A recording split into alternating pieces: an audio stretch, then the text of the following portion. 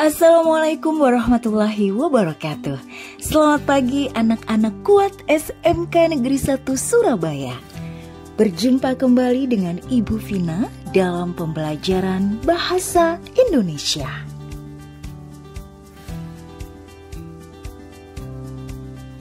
Kali ini kita akan belajar materi Bahasa Indonesia kelas 10, berkarya dan berekspresi melalui puisi. Secara umum, karya sastra dibedakan menjadi dua jenis, yaitu karya sastra prosa dan puisi.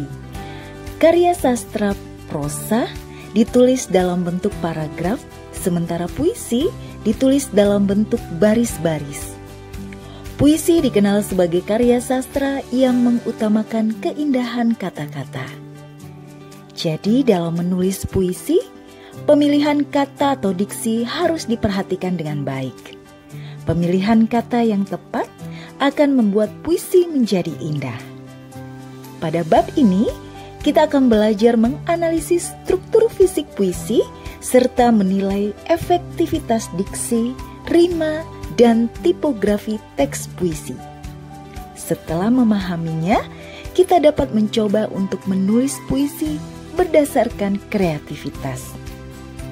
Puisi yang telah kalian tulis dapat disajikan di depan kelas dalam bentuk deklamasi puisi ataupun musikalisasi puisi.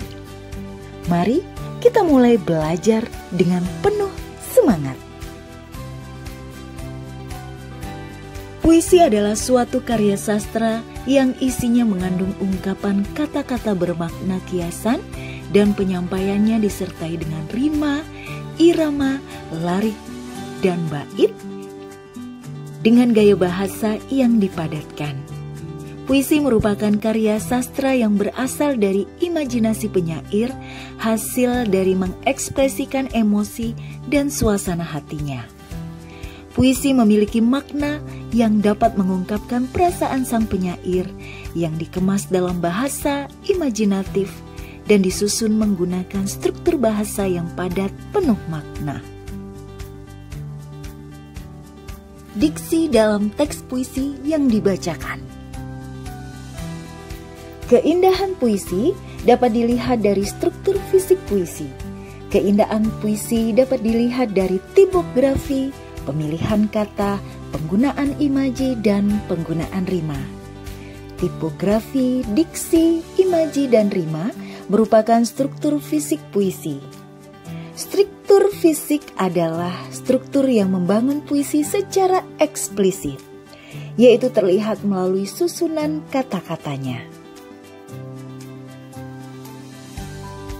Puisi merupakan karya sastra dengan bentuk yang padat. Artinya, puisi ditulis dengan singkat dan tidak terlalu panjang. Oleh karena itu, pemilihan kata yang sesuai dan mengandung makna harus dilakukan. Pemilihan kata dilakukan dengan mempertimbangkan irama, nada, dan estetika atau keindahan bahasa. Pemilihan kata disebut diksi.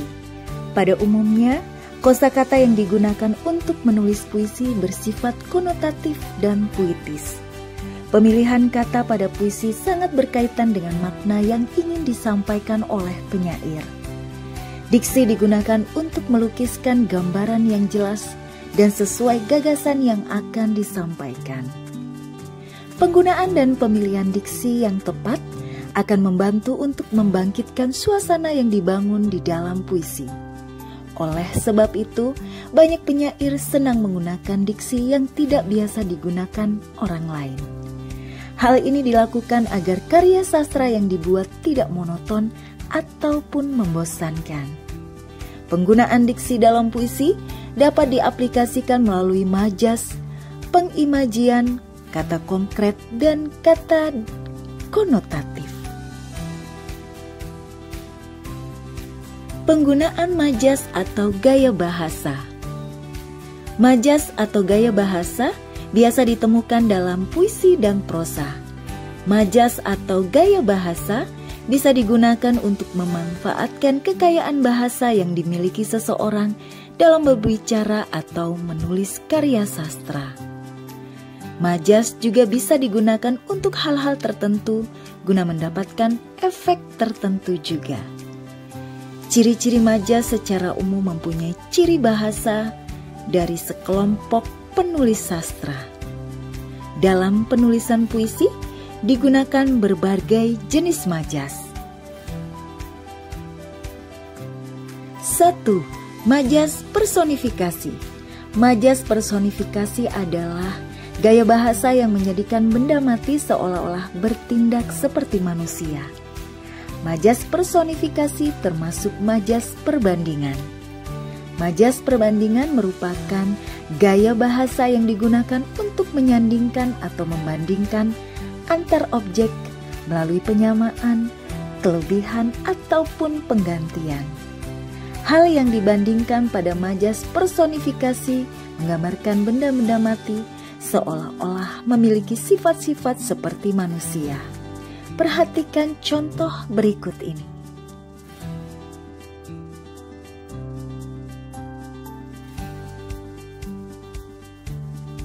Senyuman manis sang bulan menyapaku merupakan majas personifikasi.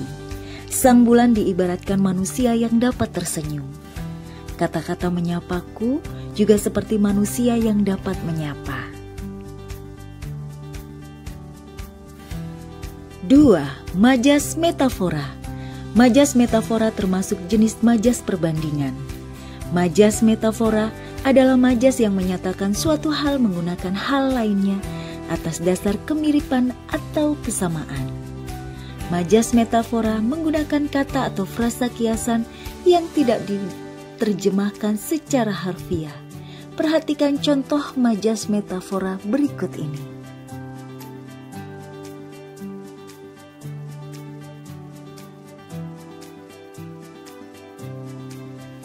Frasa potongan surga dalam melarik puisi tersebut berarti alam yang indah.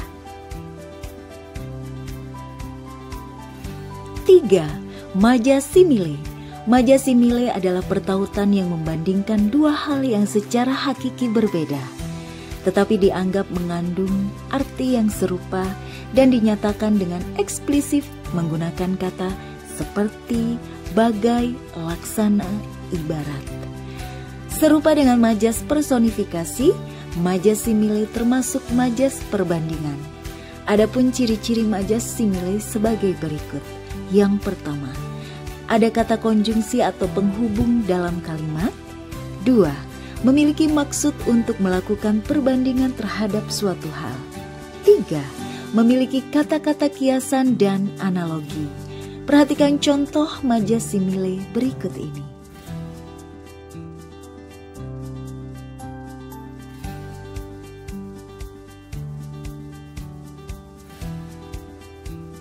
4. Majas repetisi. Majas repetisi termasuk majas penegasan. Majas repetisi merupakan gaya bahasa yang menunjukkan pengulangan pada kata, frasa, atau klausa yang sama. Pengulangan tersebut untuk menegaskan makna kalimat. Dalam setiap kata, frasa, atau klausa yang mengalami pengulangan memiliki arti yang sama.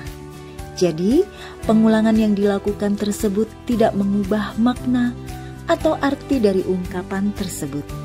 Perhatikan contoh majas repetisi berikut ini.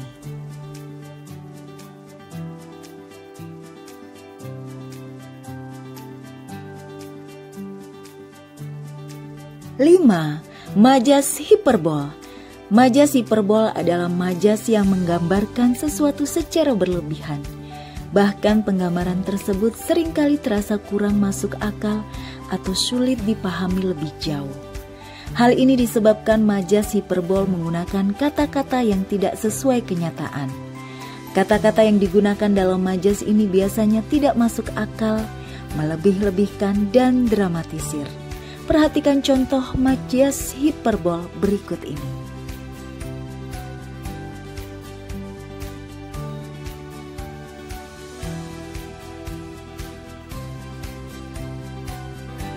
Pengimajian atau citraan. Imaji atau citraan merupakan unsur yang melibatkan indera manusia, seperti indera penglihatan, pendengaran, dan perabaan. Pengimajian adalah kata atau susunan kata-kata yang dapat memperjelas pernyataan penyair dalam puisinya. Melalui pengimajian, hal yang digambarkan oleh penyair dalam puisi seolah-olah dapat dilihat, didengar, dan dirasakan oleh pembaca. Pengimajian bertujuan agar pembaca dapat membayangkan, bahkan merasakan hal yang dirasakan penyair. Imaji yang tepat dapat membuat puisi lebih hidup dan dekat dengan kehidupan, sehingga diharapkan pembaca atau pendengar merasakan dan hidup dalam pengalaman batin penyair. Pengimajian dalam puisi dapat menimbulkan citraan. Yang pertama, citraan penglihatan atau visual. Citraan penglihatan atau visual merupakan jenis citraan yang paling banyak digunakan penyair. Citraan penglihatan ditimbulkan oleh indera penglihatan atau mata. Citraan penglihatan mampu memberi rangsangan kepada indera penglihatan sehingga hal-hal yang tidak terlihat menjadi seolah-olah terlihat. Misalnya gelap, terang, putih, bunga, dan hujan. 2. Citraan pendengaran atau audio. Citraan pendengaran atau audio adalah citraan yang berhubungan dengan gambaran yang diperoleh melalui telinga. Citraan ini dapat dihasilkan dengan menyebutkan atau menguraikan bunyi suara. Misalnya, dengan munculnya diksi sunyi, tembang, dendang, suara mengiang, berdentung-detung, suara petir, dan sayup-sayup. 3. Citraan perabaan atau taktil. Citraan perabaan disebut juga citraan taktil. Citraan perabaan adalah citraan yang dapat dirasakan oleh kulit. Pada saat membacakan atau mendengarkan larik-larik puisi, pembaca dapat menemukan diksi yang menyebabkan rasa nyeri, dingin atau panas karena perubahan suhu udara.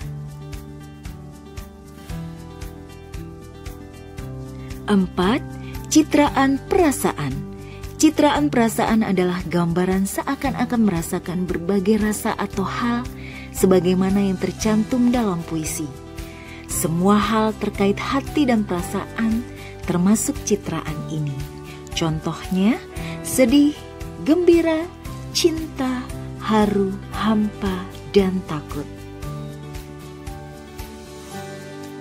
5. Citraan pengecapan atau gustatori. Citraan pengecapan atau citraan gustatori adalah gambaran dalam otak seakan-akan merasakan dengan lidah berbagai rasa, sebagaimana yang tercantum dalam puisi.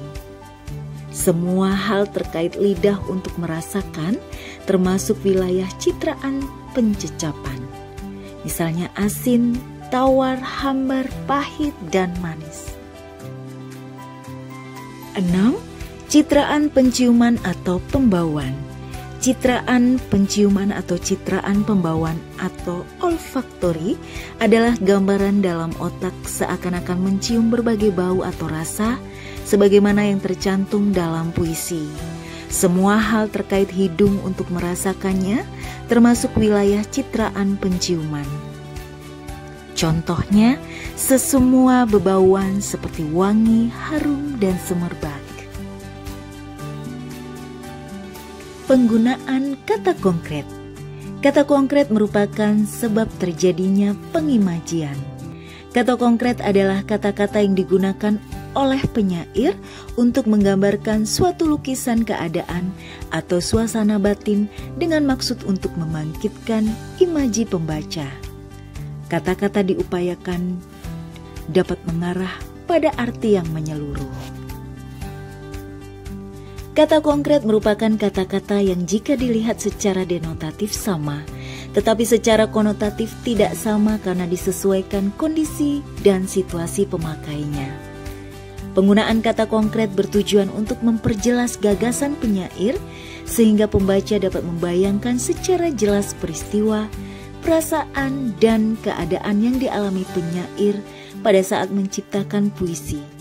Misalnya kata konkret permata senja dapat berarti pantai atau tempat yang sesuai untuk melihat datangnya senja. Penggunaan kata konotatif. Menurut Kamus Besar Bahasa Indonesia atau KBBI, kata konotatif mempunyai makna tautan atau mengandung konotasi. Konotasi adalah tautan pikiran yang menimbulkan nilai rasa pada seseorang ketika berhadapan dengan sebuah kata. Makna konotasi juga diartikan sebagai makna yang ditambahkan pada makna denotasi.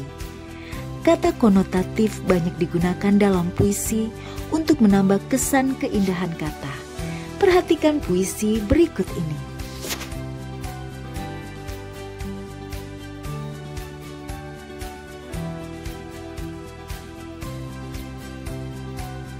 Kata bunga desa dalam puisi di atas adalah kata konotatif.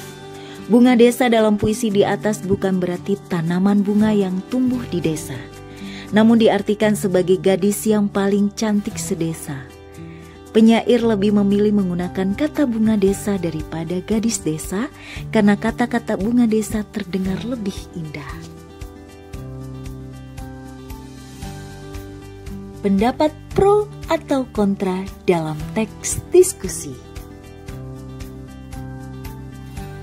Pemahaman setiap orang terhadap isi sebuah puisi tentu tidak selalu sama. Setiap orang berhak mengartikan sendiri tentang puisi yang dibacanya.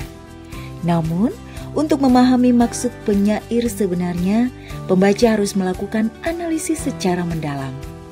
Analisis puisi dapat dilakukan bersama-sama dalam bentuk diskusi. Diskusi adalah aktivitas yang umum dilakukan di forum baik formal maupun non-formal. Diskusi adalah proses penting dalam memahami sebuah topik. Tujuan diskusi adalah memecahkan masalah. Hasil kegiatan diskusi dapat disajikan dalam bentuk teks diskusi.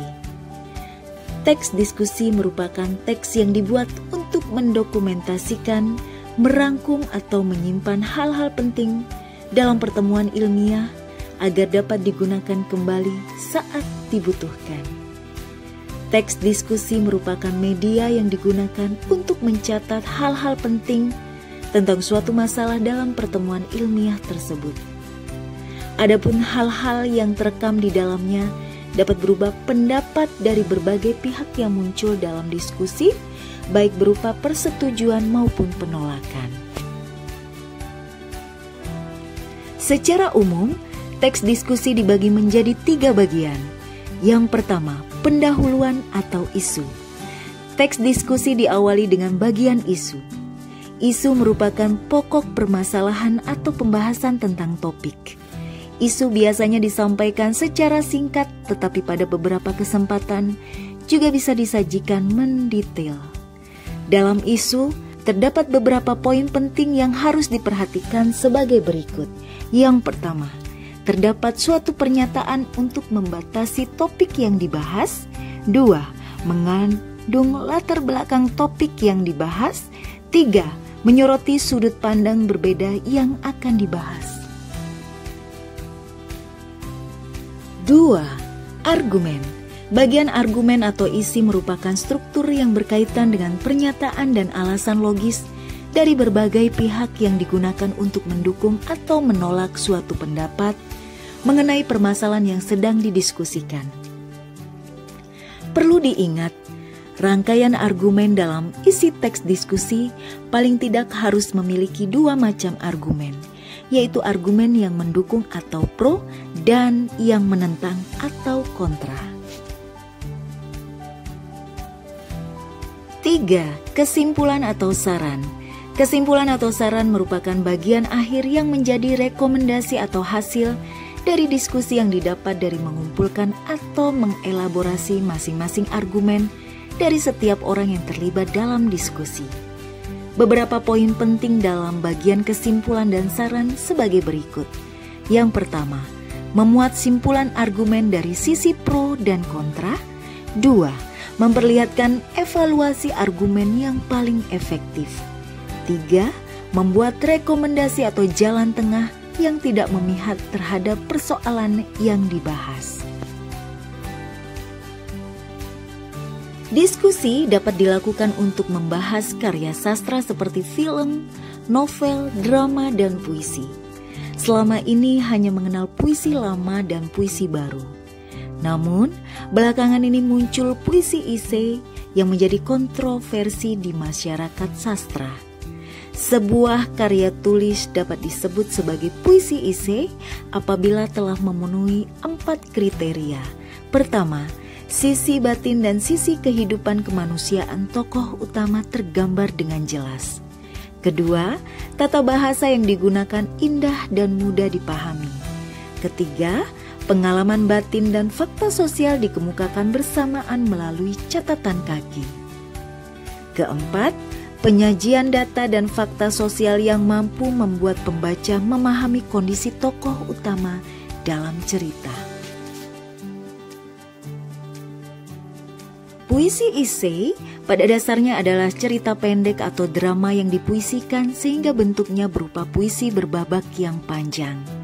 Pembabakan ini merupakan akibat dari adanya kisah dinamika karakter dan dinamika sebuah kenyataan sosial. Penanda khas dari puisi esai adalah adanya catatan kaki. Keterangan faktual dan referensial mengenai segala bentuk penokohan dan latar peristiwa dapat diperiksa melalui catatan kaki. Di dalam puisi esai, catatan kaki juga berfungsi untuk mencegah terjadinya pemfaktaan hal-hal yang bersifat fiksi dan mencegah terjadinya pemfiksian hal-hal yang bersifat fakta atau nyata. Diksi, rima, dan tipografi dalam teks puisi. Puisi terdiri atas struktur fisik dan struktur batin. Struktur fisik puisi terdiri atas barisan-barisan puisi yang bersama-sama membangun bait-bait puisi. Struktur fisik ini merupakan media pengungkapan struktur batin puisi. Adapun unsur-unsur yang termasuk dalam struktur fisik puisi adalah diksi, rima, dan tipografi. Ketiganya perlu diperhatikan dengan baik untuk dapat menghasilkan puisi yang indah. Penyair harus cermat memilih kata-kata dalam puisi karena kata-kata yang ditulis harus dipertimbangkan maknanya, komposisi bunyi, rima dan irama, kedudukan kata itu di tengah konteks kata lainnya, serta kedudukan kata dalam keseluruhan puisi tersebut. Dengan pilihan kata yang tepat, dapat mencerminkan ruang waktu, falsafah, amanat, efek, dan nada suatu puisi dengan benar. Diksi. Puisi merupakan karya sastra dengan bentuk yang padat. Artinya, puisi ditulis dengan singkat dan tidak terlalu panjang. Oleh karena itu, pemilihan kata yang sesuai dengan mengandung makna harus dilakukan. Pemilihan kata dilakukan dengan mempertimbangkan irama, nada, dan estetika atau keindahan bahasa. Pemilihan kata disebut diksi. Pada umumnya, kosakata yang digunakan untuk menulis puisi bersifat konotatif dan puitis. Sebuah puisi dapat menjadi harmonis apabila menggunakan kata-kata yang memiliki persamaan bunyi. Persamaan bunyi tersebut membuat puisi makin indah saat dibaca. Persamaan puisi pada akhir bab disebut rima. Rima atau persajakan adalah puisi bunyi yang ditimbulkan oleh huruf-huruf atau kata-kata dalam larik dan bait atau persamaan bunyi dalam puisi. Jenis-jenis rima puisi sebagai berikut ini.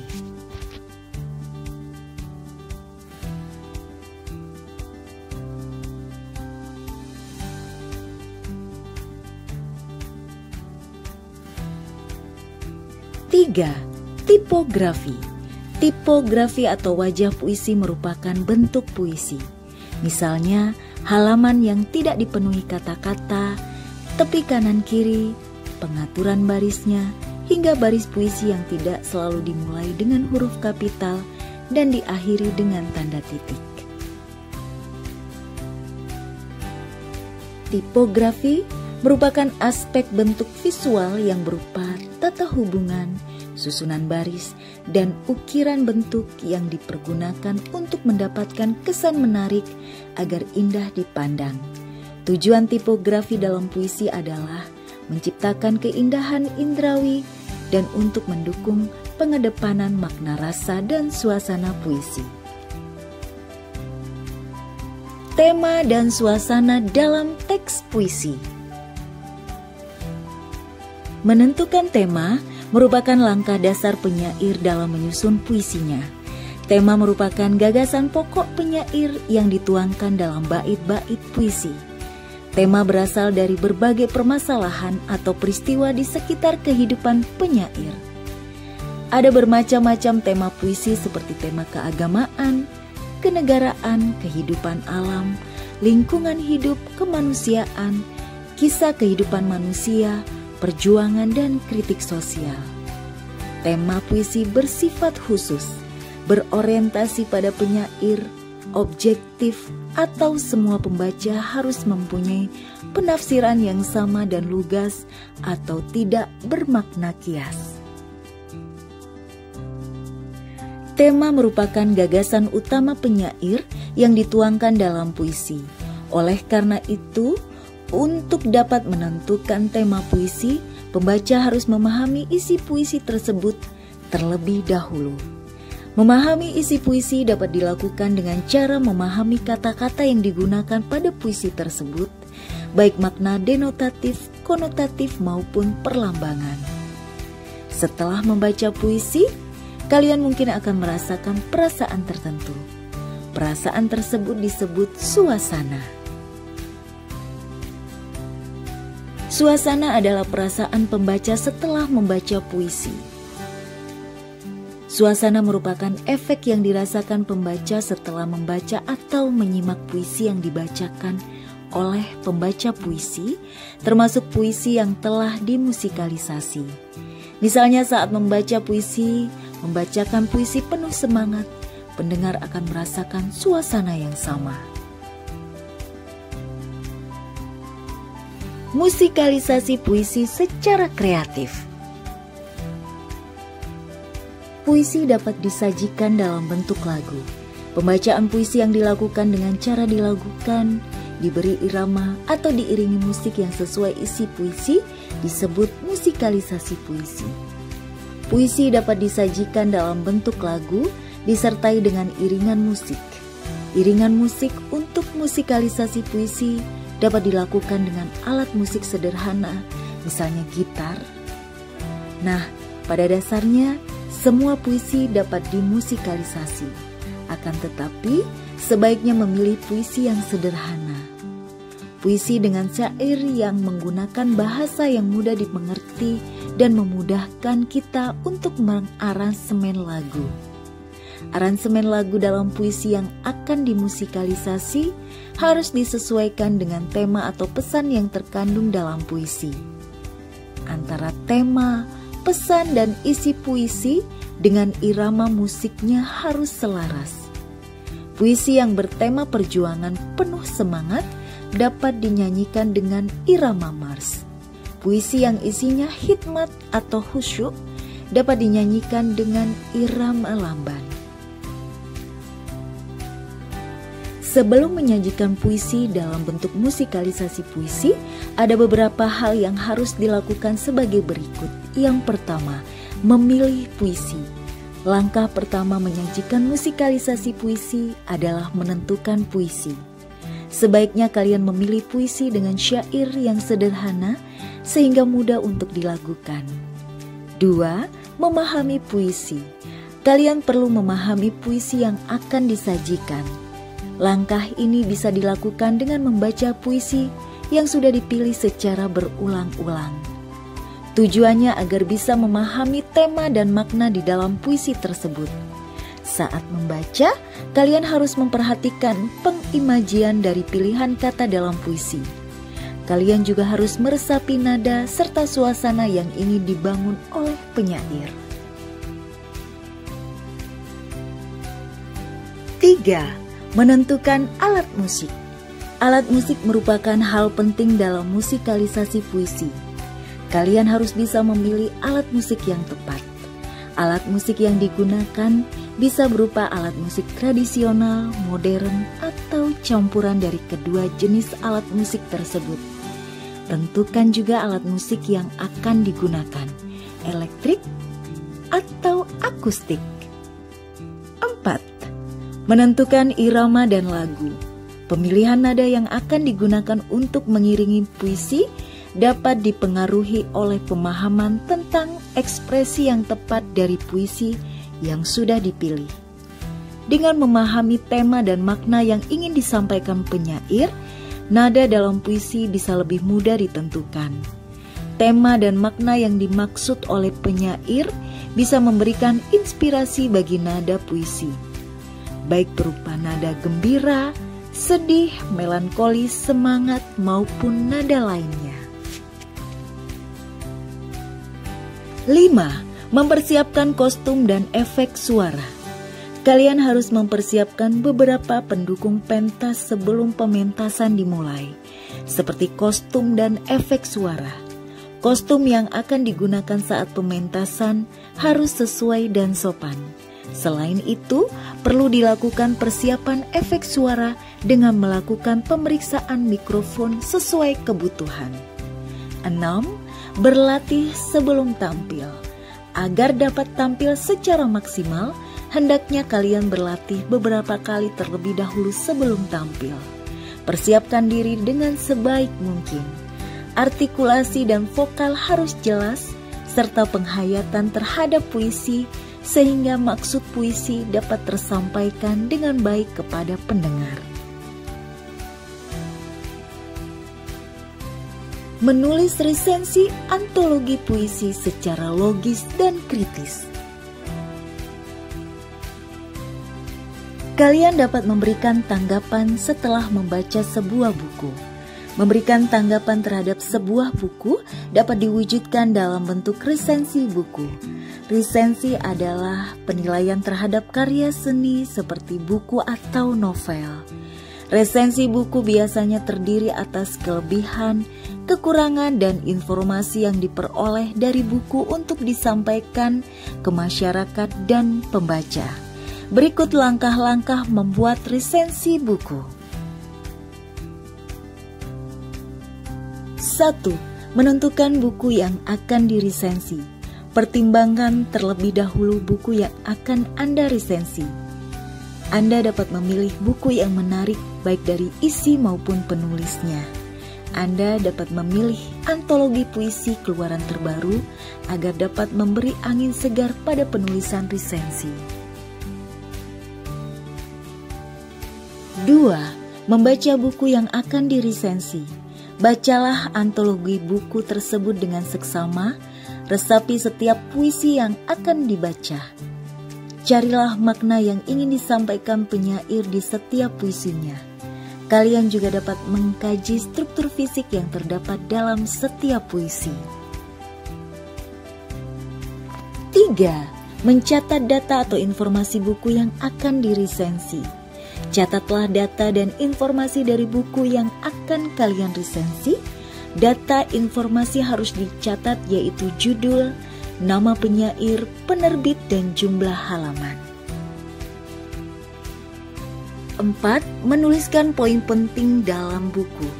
Setelah membaca dengan cermat puisi dalam antologi yang kalian pilih, langkah selanjutnya adalah menuliskan poin-poin penting dalam buku. Catatlah pula kutipan yang dirasa mengesankan, jangan lupa tandai halamannya.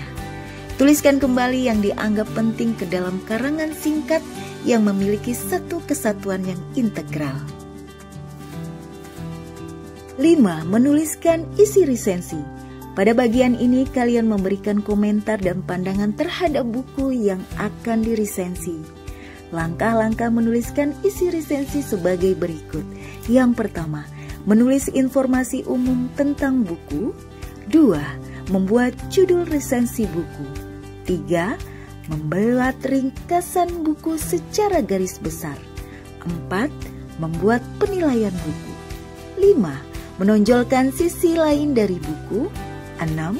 Mengulas manfaat membaca buku tersebut bagi pembaca. 7. Menuliskan kekurangan dan kelemahan buku tersebut. 8. Memberikan nilai dari segi kelengkapan karya, EYD, dan sistematika penulisan. 6. Menulis kesimpulan. Cara yang terakhir adalah ungkapkan yang kalian peroleh dari buku yang diresensi. Beri saran kepada pembaca alasan mereka harus membaca buku yang kalian resensi dan ruginya jika mereka tidak membaca.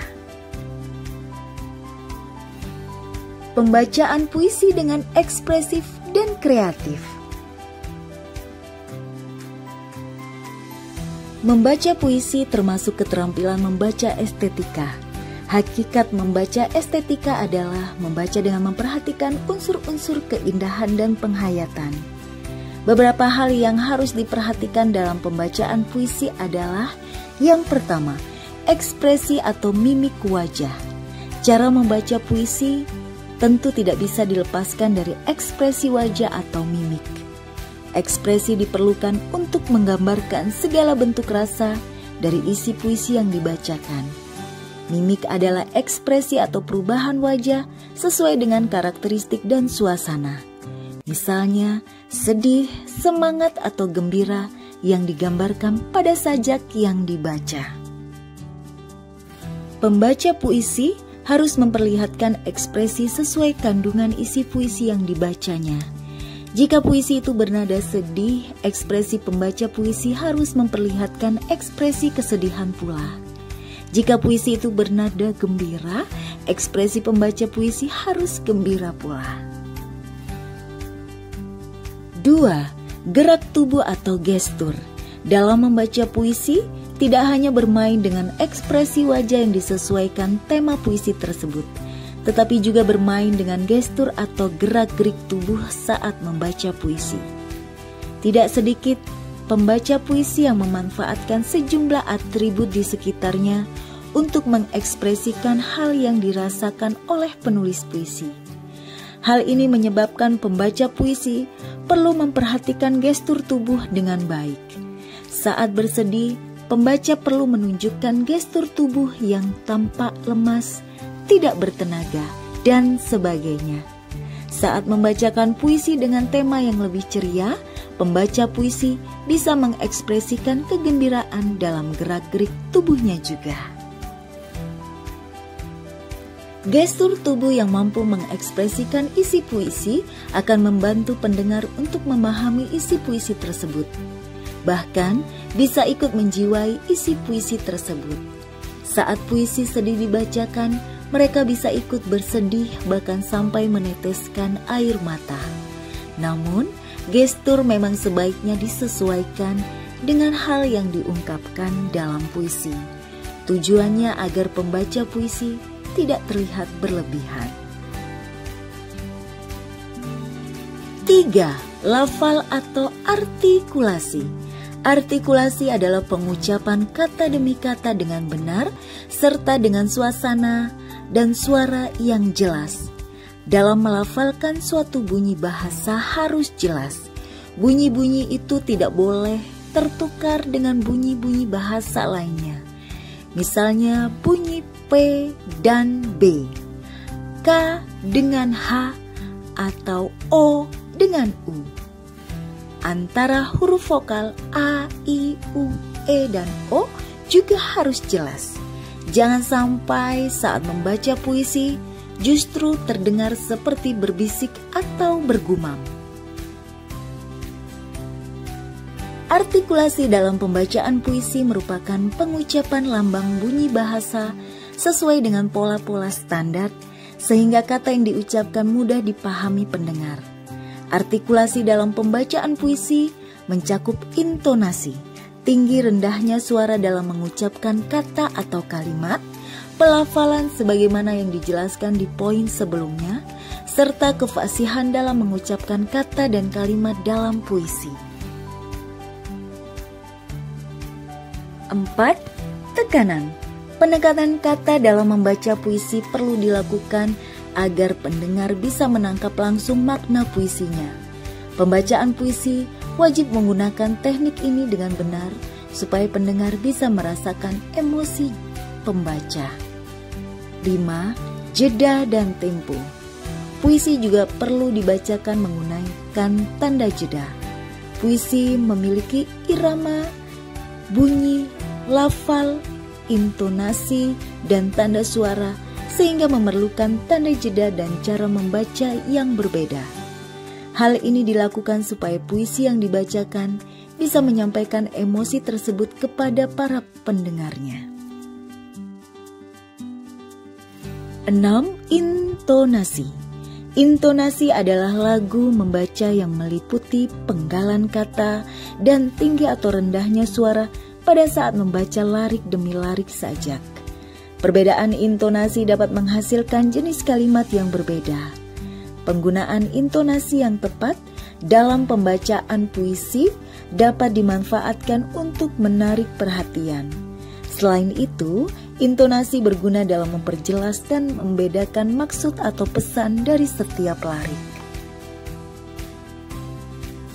Setelah membuat puisi, kalian dapat menyajikan puisi tersebut dengan gaya membaca puisi yang tepat agar terdengar lebih indah serta tersampaikan makna puisi tersebut dengan baik.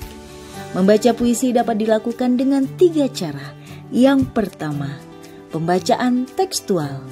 Ciri khas gaya pembacaan tekstual adalah membaca teks puisi di tangan. Seperti halnya pada pembacaan teks berita, sesekali penyair melihat teks puisi yang dibawanya atau tidak dihafal sepenuhnya. Pembacaan tekstual dapat divariasikan dengan berbagai gaya maupun gerakan tubuh lainnya pada saat membaca puisi. 2. Pembacaan deklamasi. Pembacaan deklamasi puisi tidak membawa teks puisi pada saat pembacaannya. Pembaca akan lebih bebas dalam bergerak karena tidak terikat oleh teks secara visual. Meskipun demikian, pembaca harus mampu menampilkan penghayatan yang lebih baik pada saat tidak membawa teks puisi serta menghafalnya. Hal-hal yang perlu diperhatikan saat pembacaan deklamasi yaitu ekspresi, suara, dan gerak tubuh. 3. Pembacaan teatrikal. Pembacaan teatrikal adalah gaya membaca puisi dengan menampilkan ekspresi, penghayatan, hingga kejiwaan penuh. Gaya membaca puisi ini mirip pertunjukan teater, yaitu pembaca puisi dapat menampilkan pertunjukan puisi yang dibantu dengan alat bantu serta media pendukung seperti kostum, musik, latar, dan tata letak panggung. Demikianlah materi pembelajaran kita hari ini. Sampai berjumpa di pembelajaran bahasa Indonesia lainnya. Salam dari SMK Negeri 1 Surabaya.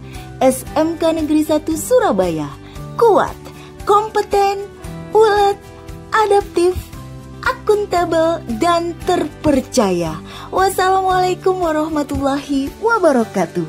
Sampai jumpa.